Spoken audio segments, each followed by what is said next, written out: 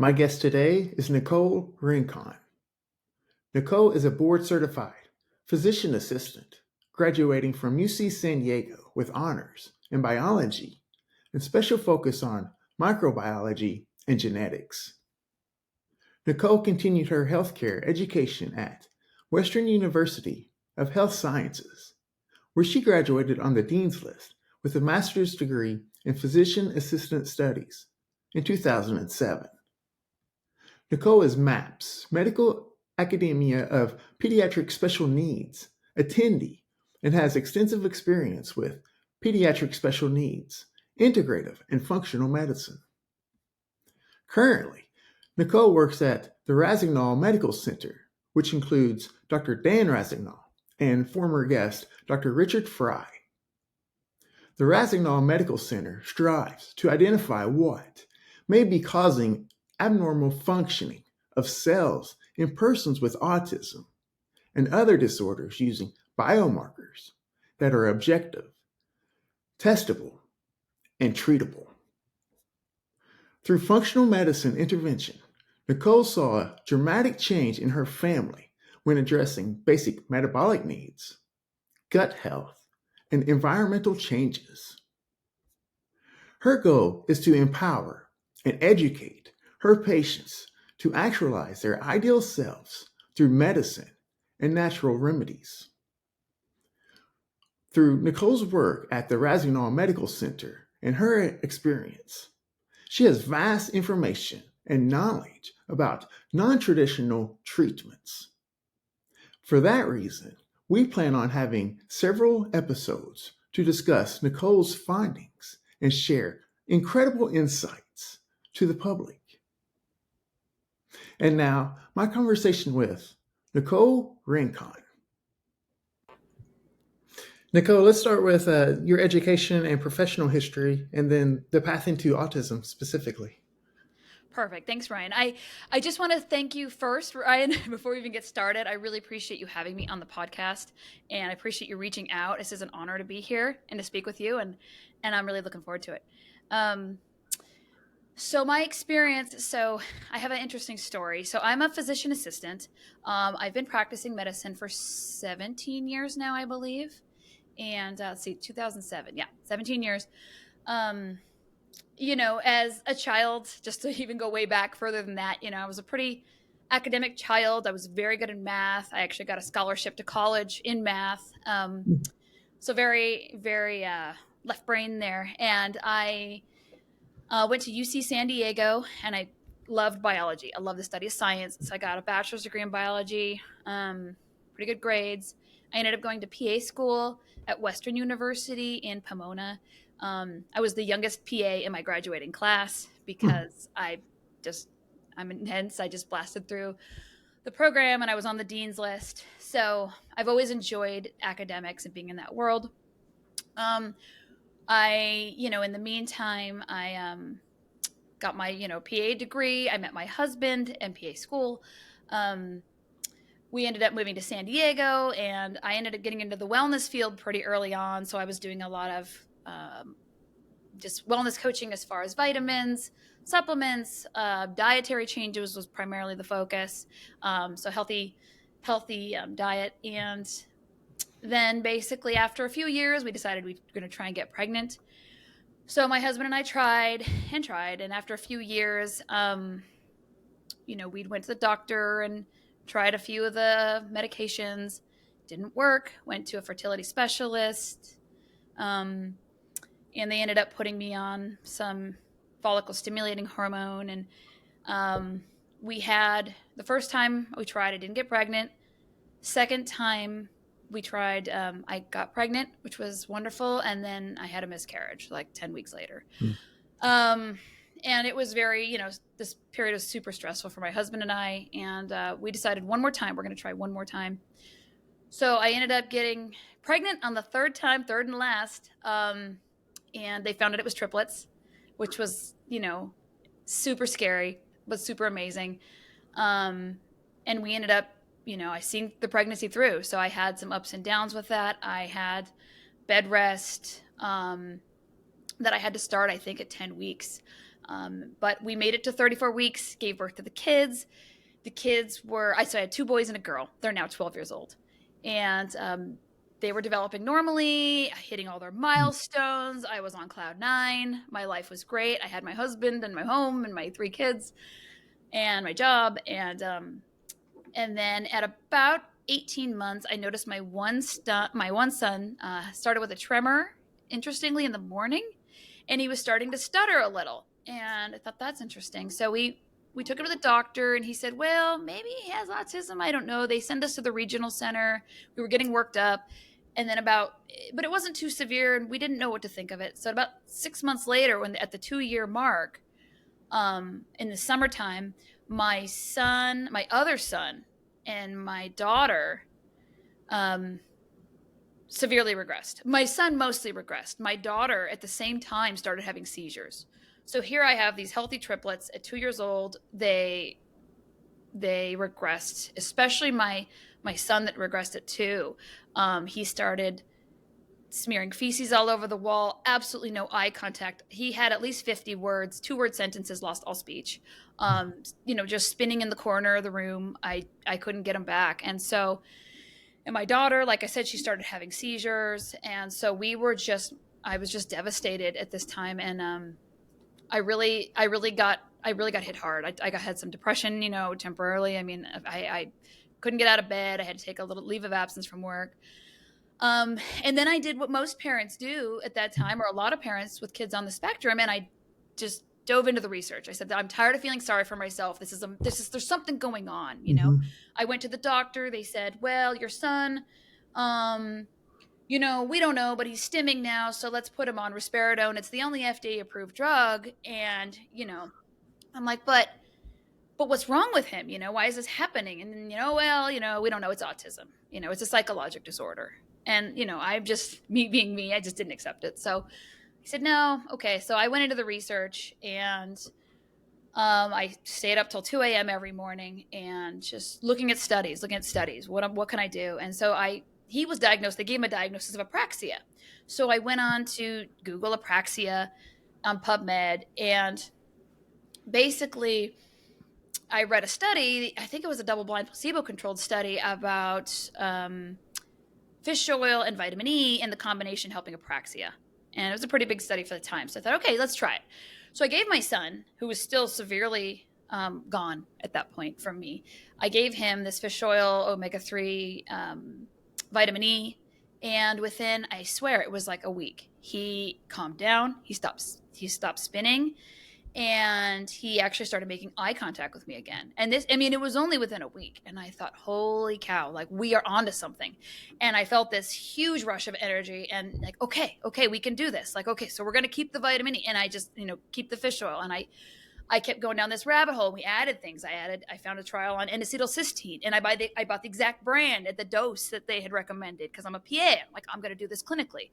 And I go down the B12, the methyl B12, and I go down the multivitamin with the B vitamins. And so I start adding on these substacks myself, and I was seeing improvement. Now, it wasn't miraculous. My son still didn't have speech, but I realized that maybe there was a fungal component. And so I started treating them with grapefruit seed extract at the time, which is what I had.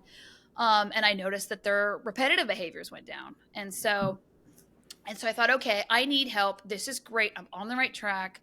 And so I ended up going to the Medical Academy of Pediatric Special Needs conference. And so it's a conference that trains clinicians how to treat children with autism and neurodevelopmental disorders.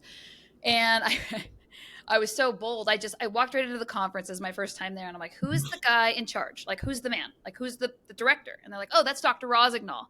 I said, great. Where is he? Does anybody know who he is? I don't even know what he looks like. And they're like, he's over there. So I just stomp up to him on the lunch break. I'm like, hey, I'm Nicole Rincon. I'm a physician assistant. I'd like to work with you. Can you hire me? And he looked at me and kind of laughed. And he's like, well, do you have a license to practice in California? I said, yeah. He said, okay. Yeah. Send me your resume. Sure. And then that was it. The interview process was over. And so he hired me, and, and obviously we communicated more, but I started working for him 2 weeks after that. I ended up putting in my resignation at my old job. I quit. So I was all in. I was going to do autism research, autism treatments, help my kids, help other kids. It been great. So that kind of starts my story at Rossignol Medical Center. That was 8 years ago. And so, from there, Dr. Rossignol's helped me with my own kids. We've done, all the things, well, not all, but almost all the things I've recommended to my patients. We've tried. We are in this. I'm a mother. Both of my boys had a moderate to severe diagnosis of autism. At this point, now that they're 12, my son has one son, the severe son, ironically, has lost his diagnosis. And then my other son is very mild. And we still have issues. We have some OCD and still some repetitive and social stuff going on, but they're now in general education in 7th grade. They're getting A's and B's. There are no behavioral issues. I'm very proud of them.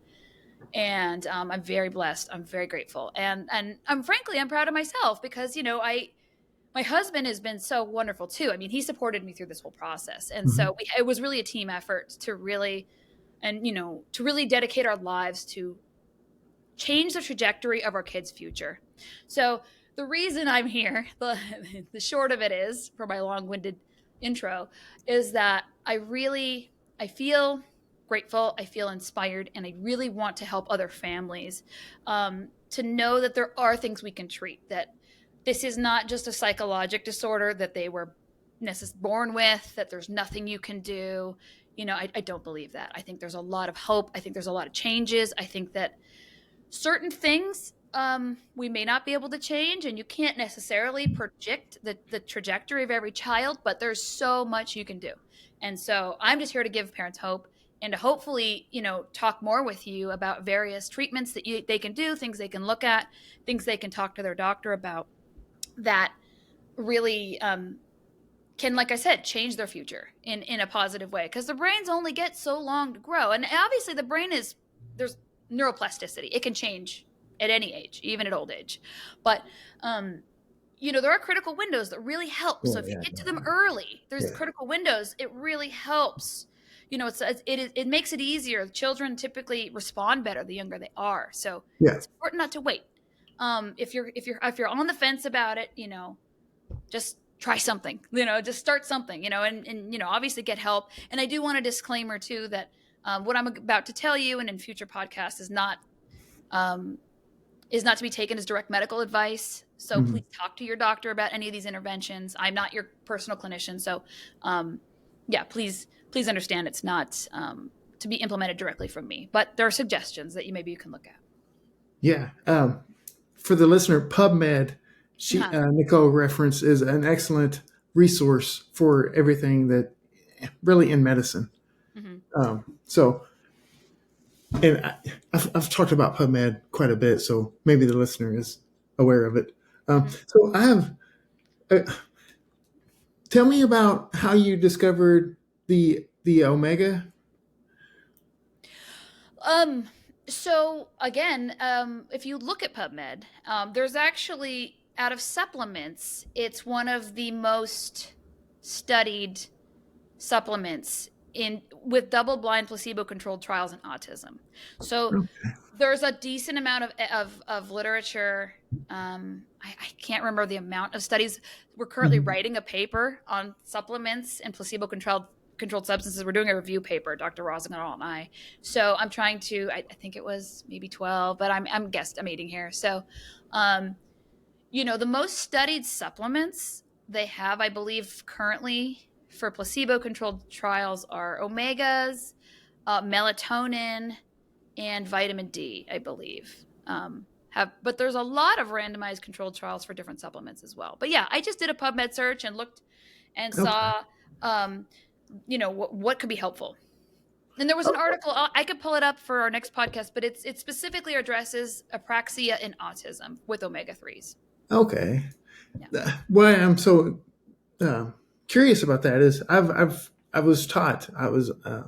learned that omega and these things like EPA, DHA are they're like fiber optic cables to transfer electrons, and electrons are so critical for our biology, and I think maybe confusing and underrated, or at least a lot of people don't know about them. Yeah. What is known about regression? So that's a big topic, and that I could probably talk for about a half an hour on it. But there's varying literature. Dr. Fry and me as the second author, and also Dr. Rossignol wrote a study published actually earlier this year, correlating mitochondrial dysfunction with regression. Okay. So they find that especially mitochondrial respiration has been associated with it in certain kids.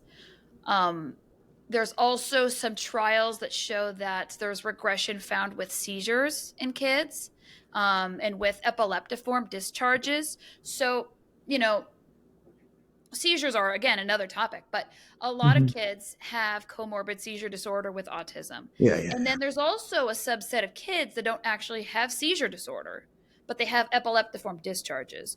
And they're typically seen at night when the child is sleeping. So for every kid, you want to get a 24-hour EEG or an overnight EEG. And even if you're not seeing seizures, you can often see these spikes in various areas of the brain that aren't normal. I mean, they're not physiologic. They're not supposed to be there. And so these can correlate with actually autism behaviors and functioning. And they're found, and actually we're writing another paper on this, that this may be associated with a regression as well. So seizures, epileptiform discharges, possibly correlating. Now, that could have a mitochondrial dysfunction component to it. So they may all be related.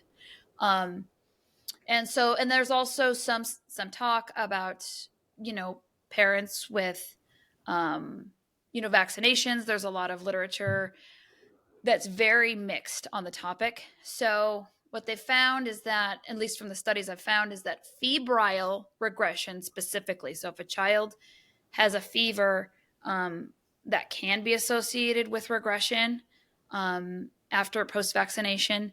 But like I said, the literature, there's a lot of studies with MMR specifically, hmm and the thimerosal adjuvant, the kind of the mercury component of it. hmm And there's a lot of literature that says it's not associated with autism or regression.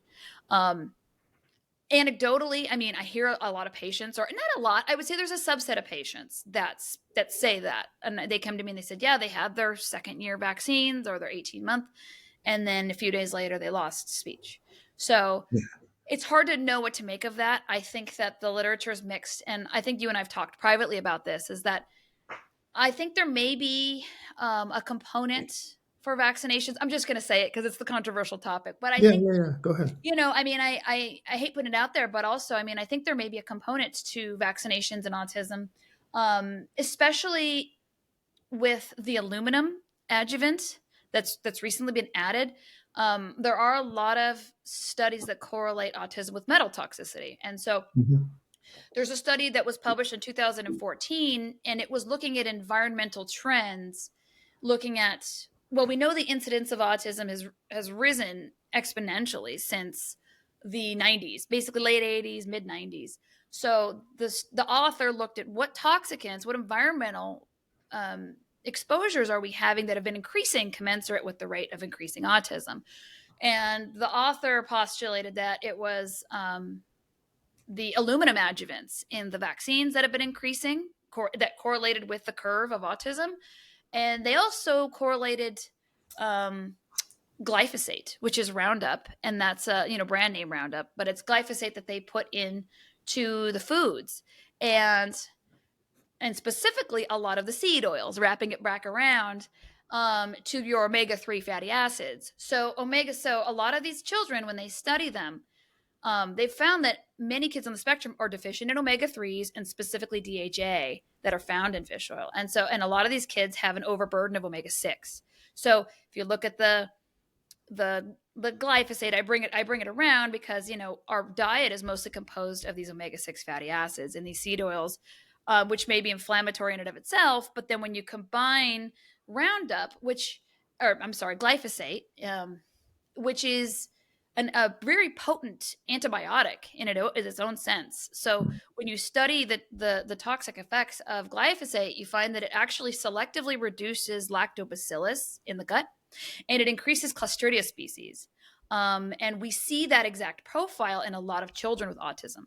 We see that there's Wow. lack of bifido, lack of lactobacillus, and a lot of them have, Yeah. C. difficile, a lot of them. And so this is a profile that can be very severe in these kids. And then it skews propionic acid, and basically causes autistic behaviors, even in mouse models. This is how they induce autism in mouse models, is that they give them propionic acid, which is a Clostridia byproduct.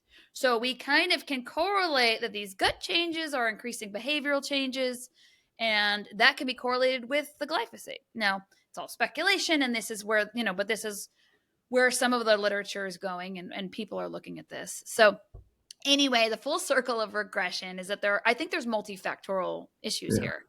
And I don't think it does the service to the autism community and the medical community at large to give a simple answer, to say, oh, it's the vaccines, or it's Roundup, or it's, when autism first came out, they used to blame, like, they called it refrigerator mothers. It's like, oh, it's the mother's fault. They weren't loving enough with their children. I mean, it's really folly to blame one specific thing when we can test it and see that there are metabolic issues, there are microbiome issues, there are mitochondrial issues, there are inflammation issues, lack of key fatty acids and vitamins and minerals. And so any of this is, fairly simply corrected as well. So that's why I'm here. With you dialing in specific supplementations and kind of correcting each one of those kind of items that you mentioned, I think most of them, or a lot of them, were tied to the GI, gastrointestinal. So your history and your experience even gives you insight and information on this specific treatment. Yes. What is it like working at Rossignol Medical Center, and how does it kind of set apart from other interventions? That's a great question. Yeah, I really love it. Again, I met Dr. Rossignol. I'm working with him over the last 8 years, and we consider ourselves kind of a functional medicine, integrative medicine clinic. And what that means is that instead of just treating a symptom or looking at one part of the body, so for example, autism is typically it's a DSM, it's a psych diagnosis, right?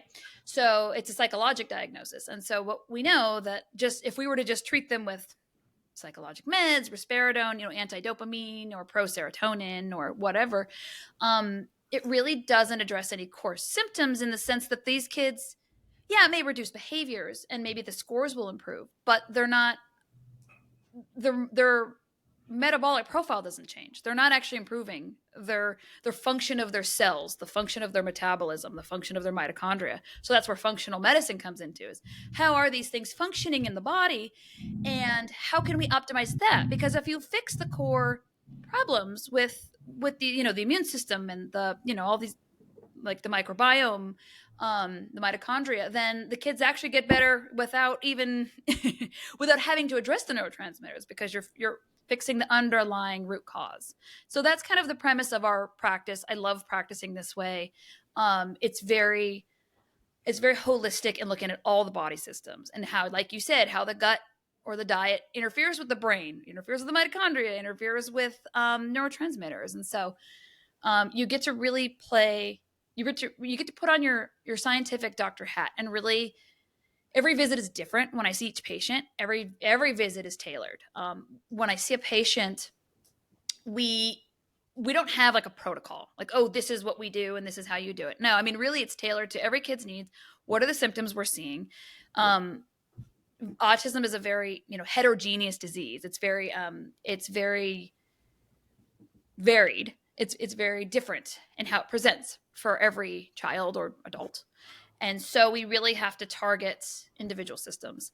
And so I can talk about that process, Ryan, if you wanted to, a little more in depth. First, I just have a comment that like these supplements that you're providing, instead of, and I'm glad that you brought up the psychological drugs as an alternative, because the supplements are upstream of like what synthesizes proteins that make the neurotransmitters. So instead of blocking them or manipulating them at like the synaptic level or the vesicle level or the uptake, etc., you're helping them create the proteins and these neuromodulators and neurotransmitters in a more organic way, in a more functional way. Yes. So, for example, and yes, absolutely. So, for example, I wanted to bring this up because I think one of the biggest things that we can do to help kids right now with autism is folate. And, there's different forms of folate. But kids on this autism spectrum typically have problems with methylation. And methylation is part of a folate cycle. And it helps produce neurotransmitters specifically. And so, if kids have, you mentioned in talking previously with me, MTHFR deficits, they say that, most kids have at least 25 to 50% deficits if you're on the autism spectrum. I rarely see, and I do see them sometimes, but I rarely see a kid that does not have an MTHFR mutation with autism. So that means that they're not methylating folate properly. And without this folate methylation, they're not going to properly produce appropriate neurotransmitters and also detoxification like glutathione. A lot of these things that are really important for neurodevelopment at a critical age. And there's also something called folate receptor antibodies that up to 80%, 70 to 80%, depending on the trial you look at, of kids on the autism spectrum have positive folate receptor antibodies. And so what that means is that their body's blocking. There's two different kinds of antibodies, but in either case, their body is blocking folate from getting into the brain, active folate from getting into the brain. So what we find is that most kids have these antibodies and they're responding positively. The trials are really good as far as treating core symptoms of autism when giving them high dose folate. And it's just folinic acid. So it's not folic acid is synthetically made.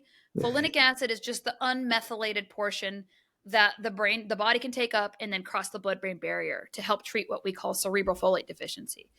So maybe a lot of the core symptoms of autism, at least in part, are cerebral folate deficiency. So one supplement at a high dose to treat that, and also to treat the methylation in different combinations. Is it methylated? Is it not? How much do we give of each? But just that one simple supplement can really change, like you said, the downstream effect of how we make neurotransmitters, how we detoxify our body. And so we're really treating a root cause that will then in turn help the mitochondria, help the neurotransmitters, help the gut function, help your metabolism, help all these immune function. So it's really awesome to start at the root of the tree, if you will. Yeah. From my understanding, is this methylation process. It's circular, and Yes. it's also dependent on methionine, an amino acid, a very special one. This is where all protein synthesis and DNA sequencing, I should say, start. Yeah. And it's kind of like these two circular things on a bicycle. Mm-hmm. And I envision it as a bicycle whereby if one's not running in the circular fashion, then the other process is going to be off. Yes. And the byproduct of on the downstream of that bicycle, the bottom of that bicycle wheel, if you look at the diagrams, is often, like I said, cysteine and the glutathione as well. So you're getting this, and there's more. It's more complicated than this, but just for simplicity's sake, you're interfering with the neurotransmitter, the methionine portion of it, and you're also really impairing the glutathione component of it, which is the body's master antioxidant. It's the master, grabber of toxins, if you will. And these kids typically are low in glutathione, and likely, as a result of, they typically have a cysteine deficiency as well. So I will often give some N-acetylcysteine or some kind of sulfur support. But, in essence, if you optimize these few cycles, if you optimize the folic acid cycle, you optimize the Krebs cycle, which is the citric acid cycle, optimize the electron transport chain for mitochondrial functioning.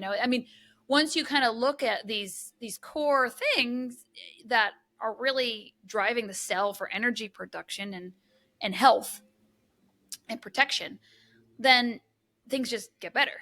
So, and again, every kid is varied, and we do know that there are also some DNA changes that we have seen, particularly with mitochondrial DNA. So there are a lot of mitochondrial DNA, increased copy number variants, basically some duplicates, and there's things that we've seen that can change, but it doesn't. It's not. It's kind of a subset of autism, and I don't think that it certainly represents the majority. Um, yeah. So there are multiple things to look at. What I'm hearing and learning about the approach here is you're starting at the very upstream process, the very start of the process, that if this is abnormal, all of these downstream processes are going to be off.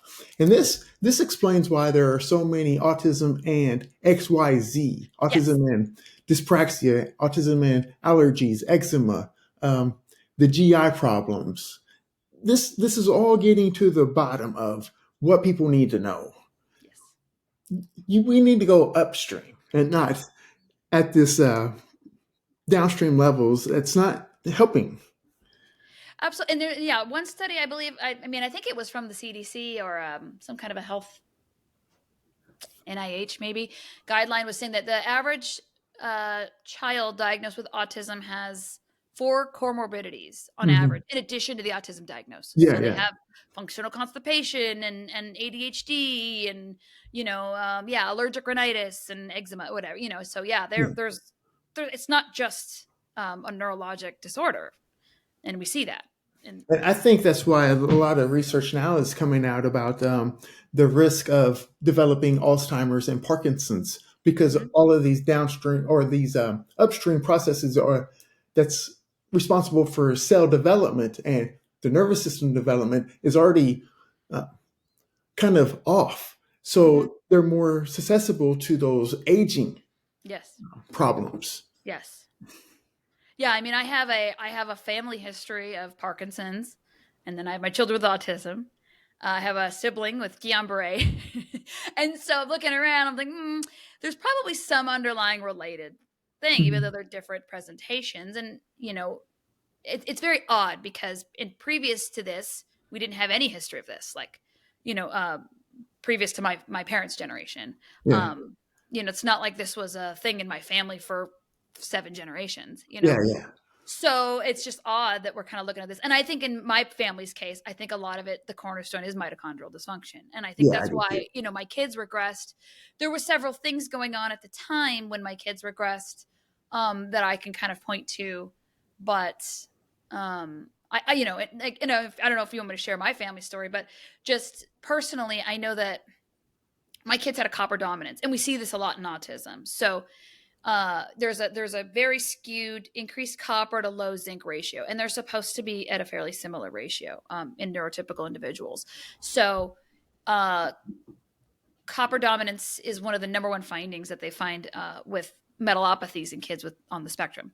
So my kid's hair was red. I mean, looking back, my daughter and my son, I mean, they were redheads. I mean, copper redheads. And I remember thinking, my husband and I would talk about this. Oh, why are they red? Oh, isn't that cute? We're not, because my husband's Hispanic. He's got black hair. I'm half Italian and I have brown hair. And so we're like, whoa, look at how cute our kids were redheaded. And now looking back, they were probably severely copper dominant, because when I started testing them, they were really zinc deficient. And so that probably set the tone. And then, at the time as well, we had, just to wrap this around, I thought it was interesting that my kids all regressed at the same time. And I thought, well, there has to be something environmental. And I was young and I wasn't in the space yet. And I didn't realize we had a water leak in my bathroom downstairs. And we kind of let it sit there for a while. The back of the bathtub wall was getting a little squishy, and we thought, oh, okay, let's bring somebody out. And we brought out a plumber, and they opened up the whole wall. And I'm sure that there was just a ton of black mold back there, because it was right around that time when we opened up the wall and we didn't properly remediate it. We didn't wall anything off or move out while they're doing it. And it was around that time that our kids got really sick. And I thought, oh, I bet it was a huge dose of mold exposure on top of everything else that was going on. And it was part of it too. Um, And I noticed, like I was telling you, they had a big fungal overgrowth at that point that I had to kind of treat. And so once we properly remediated it, symptoms did get a little better. But it wasn't actually, ironically, it wasn't really till we moved out of that home 2 years later that my son started speaking again. Now, I don't know if it was moving out of the home or all of the interventions, because we were doing a lot at that time Yeah. with Rossignol that really brought his speech back. But there's a lot to look at, and there's a lot environmentally. I think a lot of these things play a part. So Yeah. Things like Alzheimer's was 1910 whenever it hit medical literature. mm-hmm. Autism, 1943 for Canner. Like, Mm-hmm. you're right. All of these things just appeared, Mm-hmm. which is very interesting. Mm-hmm. What is it like working alongside Rossignol and Richard Fry, and how that accelerates your ability to learn? Yeah, it's amazing. I mean, these guys are really smart, and I'm always trying to pry information from them. Yeah. They're ironically, for as much as prolific as they are writing papers, they're kind of short-winded with conversation. So, and I'm like the chatter in the group, so I'm always trying to pry info from them. But yeah, they're very intelligent, and like I said, when it comes to explaining mitochondrial function and things, I mean, and cell biology, and these are the guys to talk to. I mean, I have a basic understanding of the function, but I'm more, I do all of the research. Well, not all of it, but I do a lot of the research. So I'm the one that's kind of scouring the trials, reading them, aggregating the data for them, presenting it to them, and they usually do the write-ups and kind of the finishing touches. But I learn something new every day. I mean, I'm doing, autism research, and I literally, my husband gets tired of hearing about it, because I'm just like, did you know this? And this, that. It's just so fascinating. There's so much out there to learn. So it's a fantastic opportunity. I do part-time research for Rossignol Medical Center, and then I see patients part-time as well. Yeah, as a PA, having that insight to the research is a very it's different. A lot of PAs, to my understanding, you don't see a lot of PAs on papers in like Nature or Neurobiology of Disease and all of these wonderful journals. Yeah.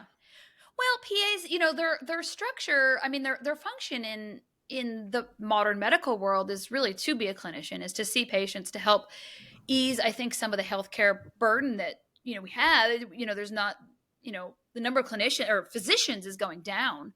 So, I mean, I think their primary role is to see patients. And I think a lot of PAs are very well-intentioned. I mean, I love my colleagues. I've went to school with some really good-hearted people. I find that they're very down to earth. And they really just want to help people. I'm a little bit different in that, I've always been kind of a nerd at heart, and I Mhm. really like the study of science. And I just find it fascinating, in addition to my like personal interest because of my family. But I think like I said, I think most PAs are well intentioned. They just don't go through the training, maybe because of lack of time. And I think it's mostly because employers don't encourage this. The modern medical model is not following this functional medicine model. And I think that because we are, we're just a niche private practice. We're not part of Kaiser or some of these other, Blue Cross or these other conglomerates. We're just here to practice medicine the way we want to. But most PAs are controlled by protocols. They're, if you have, a, headache, then we're going to do this or that. And then we're going to give them this med. And they're not looking at, well, why do they have a headache? Is it a histamine intolerance? Is it food allergy? Is there something else? Like, what's the trigger? And that's just not how PA school is taught. And I think it's really just this disease, drug. Yeah. And a lot of these things are very topical, and some of these things are effective. I mean, we prescribe meds, we do. And Mhm. I think that there is a place for medications. I'm grateful I'm a PA. But really, what is the medication doing, and why, and how could it be treating a core symptom? Or, how can we assist in the functioning of this person while we're treating the core symptoms? Because sometimes, it'll take, it took my kid like almost 10 years to lose his diagnosis, 8 years. So, I mean, what can we do in the meantime to help him function while we're help Yeah. detoxing his body and helping his, his metabolism and things like that. So, um, uh, there's a place for that. But yes, the medical model teaches in a way that does not know how to approach autism. And I think that when we was specifically, when I'm here telling you everybody, like, there is a way to approach autism that is very medical and that is also very critical thinking, and that Yeah. it is not just a psychological diagnosis. And we can see this in the body of literature that is vast. And so, um, I think it takes, a lot of curiosity and time in employers like Dr. Rossignol and Dr. Fry that are willing to, pay me to do research because, I have a family, I have to make money. But I want to do this research. I want to do the hard work. I want to figure it out, And so it's nice to have people that are out there supporting this community that are like, yes, let's all pool in together. We'll all figure this out. We're in this for the betterment of humanity, for the betterment of our kids. Cause Hmm. I believe that, we all have, a God-given right to health. I think that, Yeah. Yeah. I believe this. Like, I don't think that we should be sick, and that, our water or our food or these systems, should be just putting band-aids on things. Yeah. I want to see everybody well, and I'm going to Yeah. do whatever I can to that end, I'm for not the a rest big of my life. fan. So Yeah, yeah. I'm not a big fan of the medical paradigm with that prescription first approach and yeah, not finding root cause, like your practice and Rossignol Medical Center. yeah. Um, it's just the way it ought to be. And you said two things there that really captured me because I say this quite a bit, but it's not relevant. But you said critical thinking and curiosity. Yeah. That's the master combo if Yeah. you really want to learn. Well, this is the scientific method. I mean, this is what science used to be. This is what I love about Yeah, science, yeah, because I'm very, like, analytically minded. And so I like math, I like science, but I like the curiosity I like the thought experiments of, well, what if it's this? Or what if hmm, it's this driving this and not driving that? Okay, what are the studies about that? Oh, okay, somebody's done that. Maybe we should do a study on this. Or, it's really that curiosity combined with just where are we at? Whose shoulders, what giants' shoulders can we stand on to yeah, really elevate our level of knowledge, and of course apply that in a way that is meaningful, that people are meaningfully gaining skills and gaining health and gaining longevity. yeah. And it's Expanding the there. edges. Expanding the, like you say, Yeah, expanding the edges. Yeah, let's keep expanding those edges, yeah, and I love science. I think it's fabulous. I couldn't imagine me. I was so bored in high school. Oh, history was such a drag for me. I was like, this is not my thing. And my son is the same way. He just hates it. And I'm like, honey, we got to do it. I get it, and he yeah, struggles in school because he's very science focused too. So it's, it's just an analytic mind. It's a beautiful thing when you can apply it towards something meaningful. Like I think you're doing, I'm doing. Let's spread the word. Let's do, let's talk about it. Let's talk yeah. about what is You, happening. you've definitely taught me to take a step back whenever I see a physician assistant, to maybe not all of them are prescription first Yeah. approaches. And you even said that they're often, that's the protocol that they have to follow, which is, it's I a mean, medical that's paradigm. unfortunately the world that we're in. I mean, if Yeah, I don't follow certain protocols in a primary care practice, I can be, sued, or I can be brought to the medical board for negligence. Oh, you didn't prescribe this statin for this person with high cholesterol. And it's like, well, you can tell them, I think this, I think that, perhaps they have mitochondrial dysfunction symptoms and I don't think it's appropriate, and all these things, right. co-treatment. Because statins implicate ubiquinol in mitochondria. Exactly. People should Exactly. know that. And so, exactly. And so, if I were to put somebody on a statin, I'd probably throw in, ubiquinol in there. But if you're severely deficient and you're having, problems with the electron transport chain in general and your cells, then yeah, it might really affect you. You might get some severe muscle cramps or fatigue or things that, um, yeah. So, it's not really, it's just not talked about. There's just protocols that fit this model, and there's not a lot, unfortunately, of critical thinking, especially when most PAs have to see 5, 6 patients an hour. I mean, it's kind of out of control. You walk in there and it's unfortunately in my experience, because I've been doing this 17 years, it's been getting Mhm. worse. Um, Yeah. you used to be able to, kind of take your time and you could bill for a few things, but now everything's like maximize the billing. Hurry, you got 5 minutes to be in there and you got a chart and this and that. And now the kind of the standard of care is to have a medical assistant follow you around and chart for you because you need to be able to see more patients to be more profitable. And so it's just this rat race. And most clinicians I know are really tired. They're really burned out. They're like I said, I think they have the good intentions, but the system that they're operating in now it's very difficult to be heart first, to really care, Mhm. because they don't have enough time. Their hands are tied what they can do. There's too much peer pressure. And there's not enough knowledge. I mean, no one knows any. I mean, most clinicians, pediatricians today still say, well, there's not enough evidence about autism. There's not enough evidence. Yeah, We don't have any people say clinical, that. we don't have any clinical trials, and we just don't know what it is. And it's just, unfortunately, that's just ignorance. It's not true. And that's and I don't blame them, because they're so busy. I mean, this is why it's nice to have a niche. This is why it has a specialty. Like, we are a pediatric special needs. I mean, we do treat ADHD and OCD and pandas, other kind of comorbidities, but it's primarily autism in the practice. And I will note too that another great thing that we do, that I like what we do, is that we look at the mothers too. So I do Huh. preconception care as well, Yeah, because yeah, yeah. a lot of this stuff is like, well, we've found that the moms have a lot of these issues to begin Yeah. with. And so we'll do an evaluation if a mom's looking to get pregnant again, like what happened, what did you do during your pregnancy? Okay, let's not do that again. And how can we optimize your metabolic health now? She probably needs extra methylfolate. Like, that's a great thing. Vitamin D, we probably should put her on some extra. We have kind of a whole protocol, or just kind of general guidelines, but we'll look at these things that we often look at with kids in the spectrum, and we find that they're frequently abnormal. Thyroid is a very common one too. Yeah, tyrosine. Oh no, Tyrosine. not thyroid hormone. Yeah, but the synthesizing from tyrosine Yes, yes, yes. is an aromatic amino acid, and it requires 200 to 400 nanometer light to Yeah, activate. yeah, And this is like I'm glad you mentioned the mother, because the environment of the pregnant mother has changed so much over the hmm last 50 to 100 years. yeah, It's just like, okay, yeah, we need to be aware of that. yeah. Yeah, it's very unfortunate. I mean, there's a lot of maternal studies that's saying that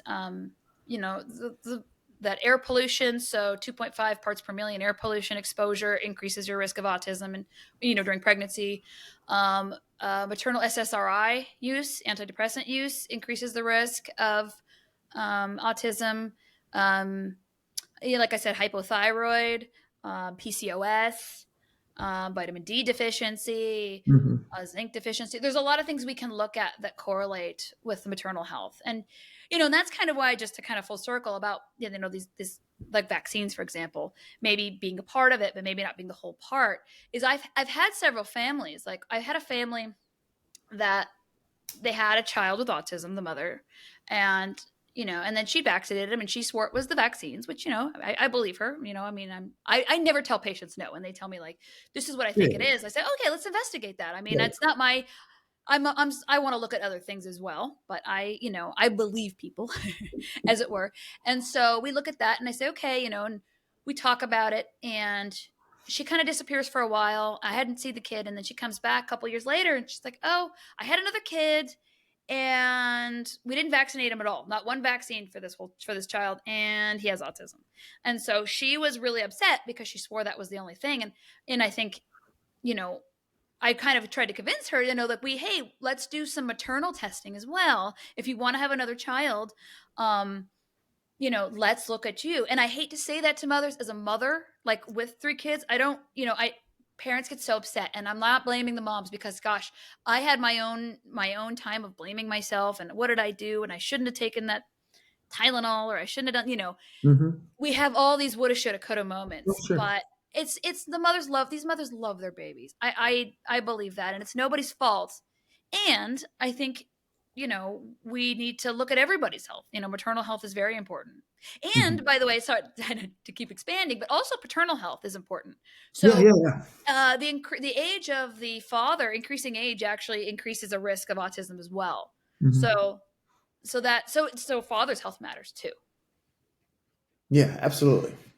Yeah, it's so good. Uh, I know I'm throwing a lot of truth bombs at you. no, Sorry. it's just like it's like you're preaching to the preacher now. Yeah. It's like Yeah, it's it's great. like oh my goodness. I have an episode on autism research and a proposal for research, Uh-huh. and it's just I think it could do something, and I don't know. There's a lot to the light story and how humans use light because of that electromagnetic field, both the sunlight and artificial light. There's Yep. electrons and magnetism attached to it. Yep. And everything with mitochondria is the electron transport chain, and Yep. it's a lot of magnetism with the iron sulfur clusters Yep. and that spinning FO head that's producing out the ATP. A Yep. lot of magnetism there. And Yep. that's why like iron is Yep. so important for hemoglobin. Yep. It's all magnetic. Yes. But I mean, it's tough for people to comprehend that because they don't care to know that. Well, I think a lot of it, and I can't speak for you, but I know that I'm very much in this world. And so I think that some people with autism, not all, of course, but have like a sixth sense. So I've always been really sensitive to fluorescent lights and a lot of these LED lights. And it really is neurostimulating for me. I have a very hard time, like in certain lighting situations.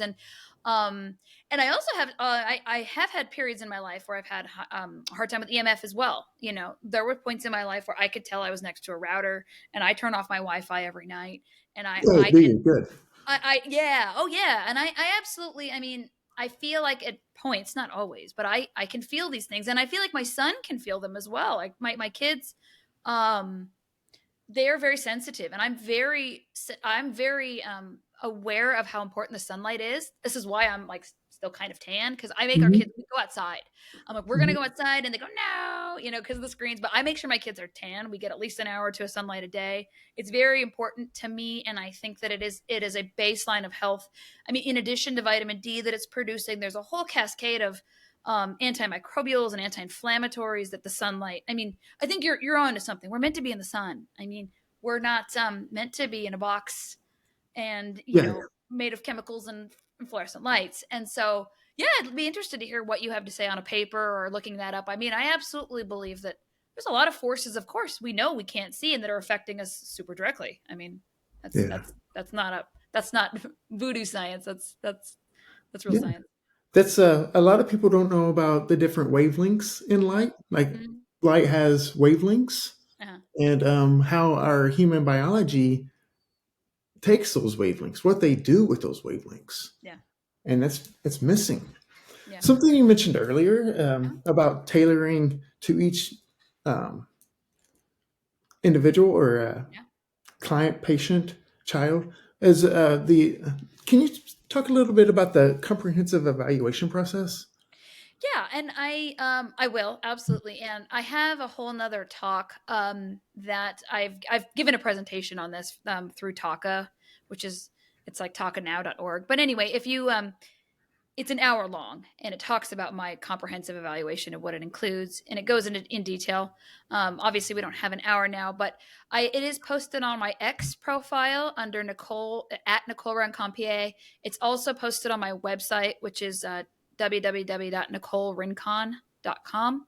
But to just start out, when I see a patient, um, the first thing that I personally look at is how is their detox functioning? Because when you throw in a bunch of novel interventions to these kids, a lot of times, unfortunately, we see that there are a lot of toxicities, either metals or molds or pesticides or things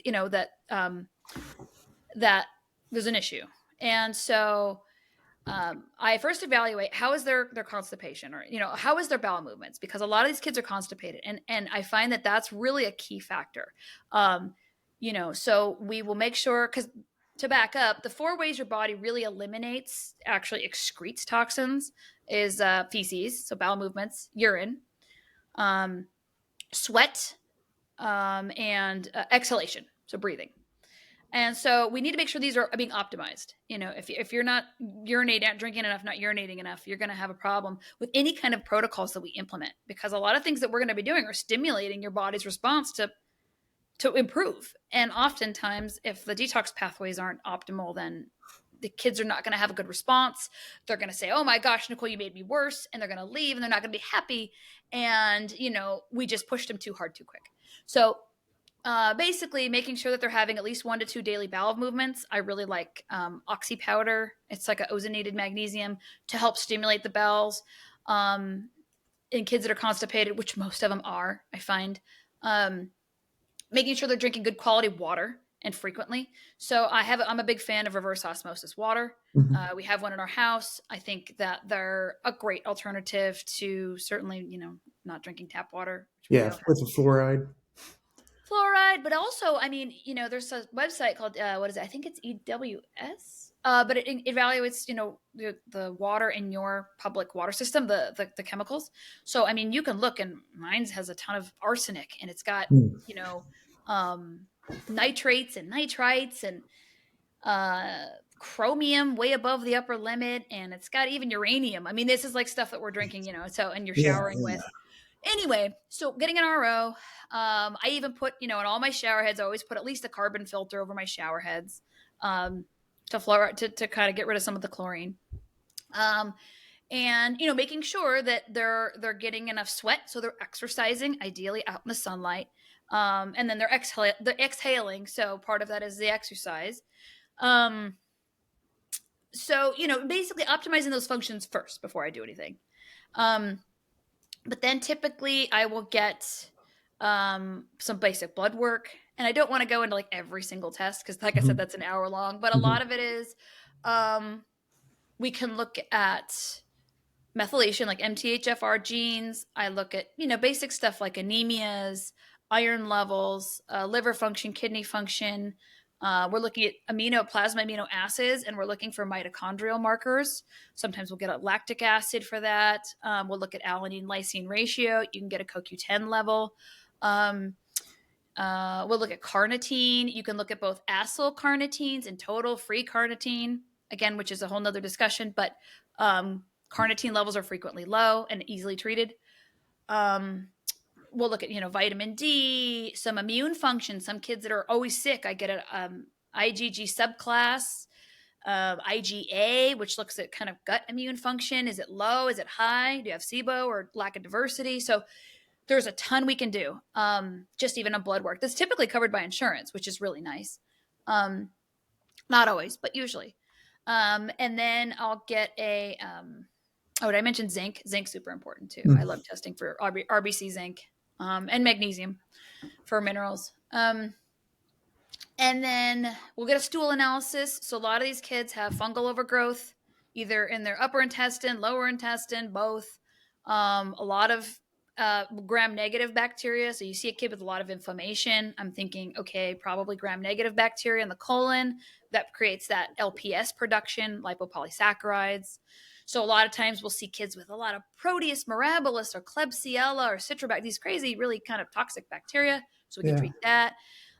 We see in the stool analysis, you can see if they're underproducing digestive enzymes, or if they just have like frank inflammatory bowel, like indicated of like Crohn's disease, celiac disease, things like that. I see sometimes.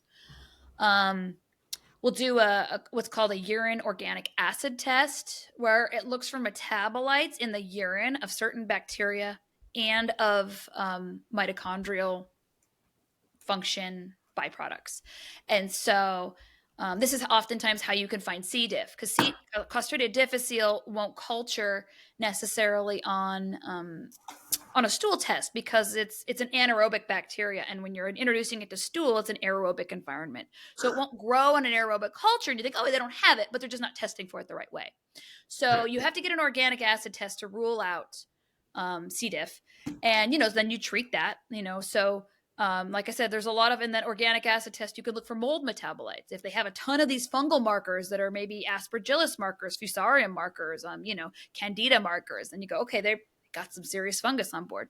And then what else will I usually get? I'll usually try and convince them to get an overnight EEG. That one's a little hard, but Mhm. because the kids have to wear a cap and they have to sleep on it. There are some outpatient um, services that are really good that can do that for the kid, and they can do it in the comfort of their own home or at a hotel instead of going into the hospital.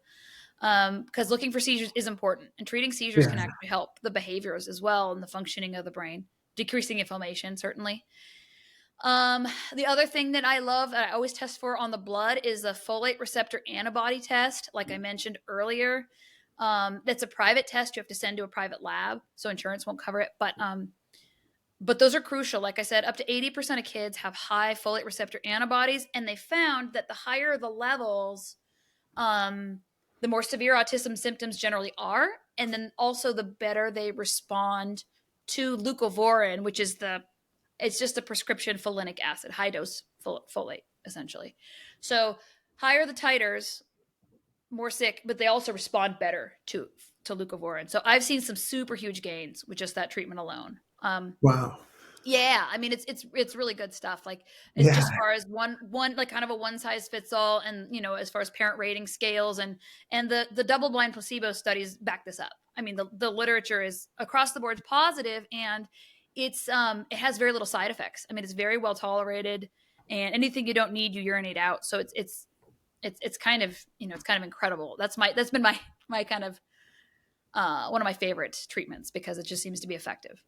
Um, and what else do we measure? We can do other things. We can look more specifically into mitochondrial dysfunction, like a mito swab. It looks at the electron transport chain, kind of complex functioning.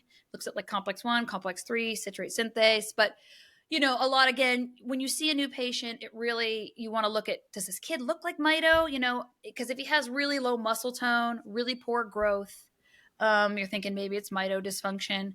But if he's just sick all the time, we're thinking maybe you're immune, or maybe the parents are like, his stool is just awful and it's been awful, and like we can't seem to get it anywhere near awful.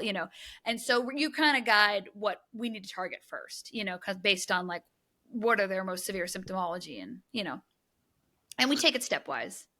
Yeah. So you're approaching this from a different perspective from somebody like in a ABA or mental health or a psychological assessment type thing where they don't really get answers. They just get an answer of diagnosis yes or diagnosis no. Yeah. Okay. And I mean, to be fair, I mean, I was talking to Dr. Fry about this not too long ago, and he's like, Nicole, you know what the best treatment is? And it's like, what?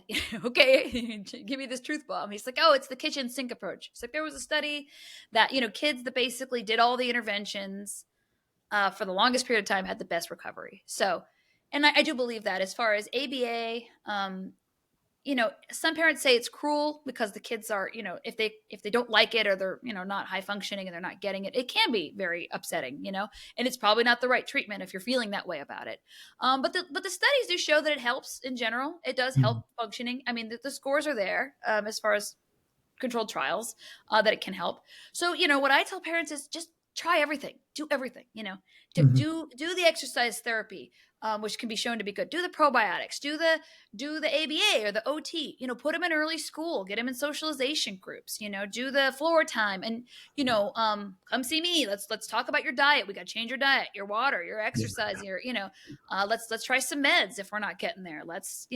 And so you just kind of do this, multifactorial approach. And then, if it's not fitting, if something's not fitting, take it out. And, but, Yeah. it seems to unfortunately or fortunately be dependent a lot on kind of the amount of effort you put into it. If you're just like, we tried a couple supplements, it didn't do anything, or, and then some kids that don't, not all kids make all the gains that other kids do, but, Mhm. um, and I understand. I mean, these parents are really tired and they're they're very exhausted, and it's very financially consuming sometimes. And um, I think but I think yes, these things are an alternative, though, that could give them hope and Yes. provide answers. At least get them off of the standardized path Yes. that is very inconsistent, Yes. and provide them with something else, Yes. a different alternative. And Yes. I just can't get over, like we mentioned earlier, about going upstream and investigating all these biological processes. Yeah. This is so fascinating It's really fun. I'm here to tell you. I really enjoy it. because this is where it's at. Yeah. This is Yeah. where the autistic phenotype starts, Yes. and all of those comorbids.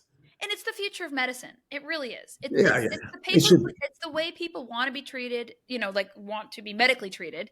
And it's the way that it's appropriate, and it's certainly the way that worked for my family. And Yeah, we focus on autism in our clinic, but yeah, I mean, there's so many other metabolic diseases that could be treated very similarly the way we do this.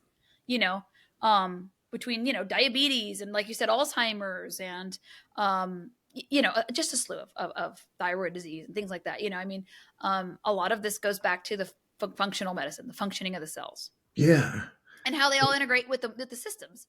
And I'm so excited for the future. I really think, like, all this literature we mentioned earlier when we were talking about, on the media now, being with RFK Jr., and he's bringing up that we need to clean up the food, and I'm so excited to hear that, because I've been saying that for a decade. It was just like, a lot of this is a disease of environmental toxicity, unfortunately. hmm, And yes, there's finally movement, and people are talking about yeah, it, and people are looking at their water, and they're looking at their food, and they're thinking about maybe taking a few supplements to help optimize, whatever, maybe MTHFR deficits they have, or other hmm, genetics, or just whatnot, just whatever lifestyles that they're living that they need to help, kind of accommodate. So it's a really, really, really cool time to be practicing medicine. It's yeah. I it's like agree. I'm super excited about it.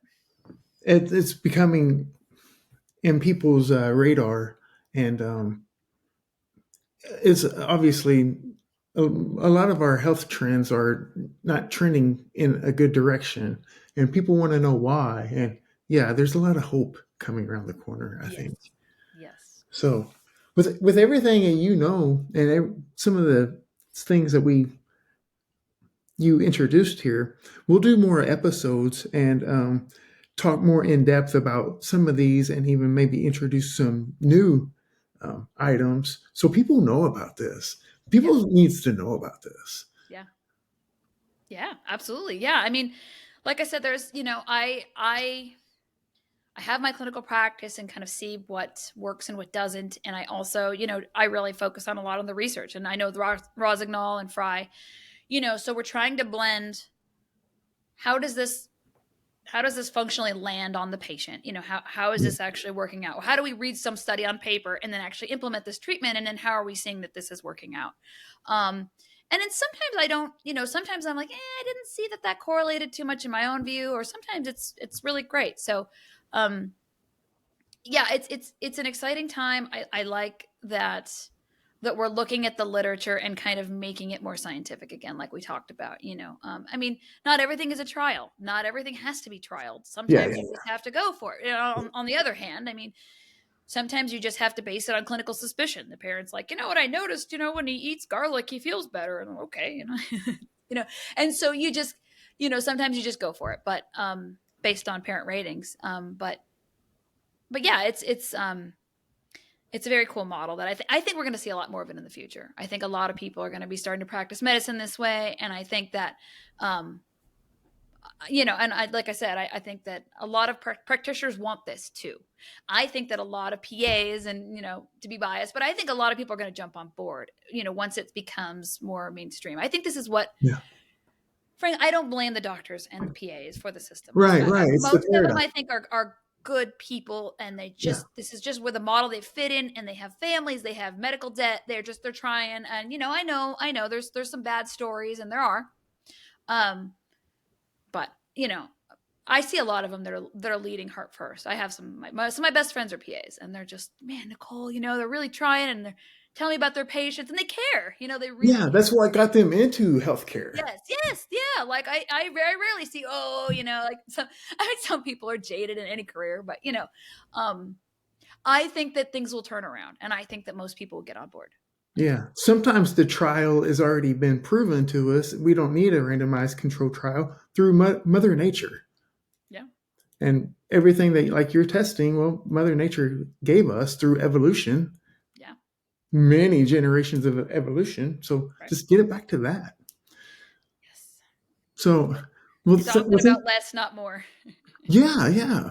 Right. Thank you for sharing today. And we'll put together some items for future episodes for sure. Okay. Well, thanks, Ryan. Thanks for having Yeah. me on. And again, for viewers, like I said, I have a website, and I have my Twitter page, and I am also still seeing new patients for now at Rossignol Medical Center. We're out of Orange County, so in California. So let me know if you guys need any help.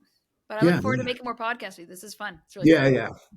I'll put all your information in the show notes and definitely promote the clinic and your work for sure. Yeah, we got 3 trials coming out too, so be on the look. I'm going to share those on my profile. So one's pretty quick, and we got 2 more. So hopefully by the end of the year, I don't know, it's kind of pushing it, but we'll hopefully get them out. We'll see. Yeah, maybe you can give us some teasers. Maybe you can give us some teasers from it. Most of them are 2 of them are review trials. So we're trying to do, like I said, we're actually reviewing all medications affiliated with autism in a that are randomized controlled trials. And so what is the entire body of evidence? So these pages are like 100 pages long paper. So it's a lot, but just what are the medications that help, why, what symptoms are they helping, which don't help, which have the highest side effects, which don't, and we're doing the same thing for another paper for supplements. So what is the most, that's how I kind of know about these supplements. And so just to give us as clinicians a map of like, this is pretty decent quality evidence, and this is what you can try to use, because we even get specific. A lot of the trials are specific with dosing, so you can not just guess at where to start. And then, it'll also give, like I said, the clinicians a start, but also the patients too. If you're like, hey, I was thinking about omega, and I read this trial, and okay, like this looks good. And I don't encourage people to like practice medicine, without a doctor, but I know what happens, and I want to encourage people to do something, I don't want people to freeze. Some of this stuff, don't go buy random medications in Mexico that, or, from India that you don't know what you're implementing. That's pretty dangerous. But, some of these things are over the counter for a reason. Fish oil is pretty safe, most of the stuff, that you can buy is pretty safe. You're giving them informed consent. That way they are fully informed to make a decision. Yes. Yeah. And yes, exactly. So, I want people to feel empowered, to, not feel, just feel hope. Like, well, let's try it, or whatever, you just know that there is evidence out there. We're not just, this is not snake oil, I mean, really, and it's true, and we're not profiting. I mean, we're not profiting, this is just, we're just putting this knowledge out there. I mean, when we publish trials, they've always been open source, free, they're not behind a paid wall. So because I work with good guys, they believe in this stuff. So and there's a lot of passion. And Dr. Fry, whenever he was on, he was just so interested in just sharing the information and even teaching me and just coming on and spreading all this knowledge. Yeah. So, well, thank you, and looking forward to the next ones. All right, Ryan. Thanks. Me too. Yeah.